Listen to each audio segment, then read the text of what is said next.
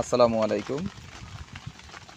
আজকে আবার আসলাম আমাদের বীজতলাতে, যেখানে আমাদের সবজির বীজ দেওয়া রয়েছে। পাতাকপি, ফুলকপি, ওলকপি, বিট, ব্রোকলি, মরিচ, এদিকে আছে মরিচ বোম্বাই, বেগুন, 3 প্রকারের বেগুন, ক্যাপসিকাম এবং টমেটো। তো আমাদের বীজ দেওয়ার বয়স 4 দিন। 4 দিনের মাথায় আমাদের বর্তমান বীজতলার বর্তমান অবস্থা। এই সবজির চারাগুলো মূলত প্রতিকূল আবহাওয়ায় খুব বেশি ভালো হয় না। যেমন প্রতিকূল আবহাওয়া বলতে বৃষ্টি এবং কুয়াশা, যার কারণে আমরা শেড দিয়ে বীজতলাটি তৈরি করেছিলাম। তো বৃষ্টির হাত থেকে আমরা বাঁচাতে পারছি আমাদের বীজতলাকে। বৃষ্টির জন্য তেমন একটা সমস্যা হচ্ছে না। বর্তমানে আমাদের এই চারাগুলোর বয়স 4 দিন। 4 দিনে এতটুকু হয়ে গেছে।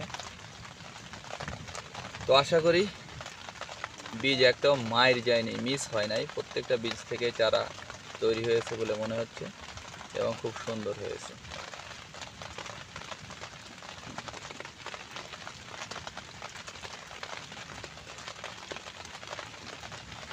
এই যে প্রথমে পাতাকপি, বাঁধাকপি যেটা, তারপরে ফুলকপি, ওলকপি, তারপরে হচ্ছে বিট। বিটের কালারটা একটু লাল হওয়ার কারণে বোঝা যাচ্ছে না দূর থেকে। তো আলহামদুলিল্লাহ সুন্দর হয়েছে আমাদের চারাগুলো। একটু অসুবিধা হচ্ছে, এখানে রাতের বেলায় শিয়াল আসছে। শিয়াল এসে আমাদের যে টোকেনগুলো রয়েছে বীজের নাম, এগুলা ওরা চেষ্টা করতেছে ভেঙে ফেলার বা খেয়ে ফেলার।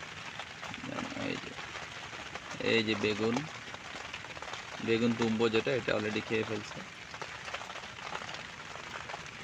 তো তারপরও সব কিছু মিলে আলহামদুলিল্লাহ আমাদের বীজতলার বর্তমান অবস্থা খুবই ভালো। আসসালামু আলাইকুম।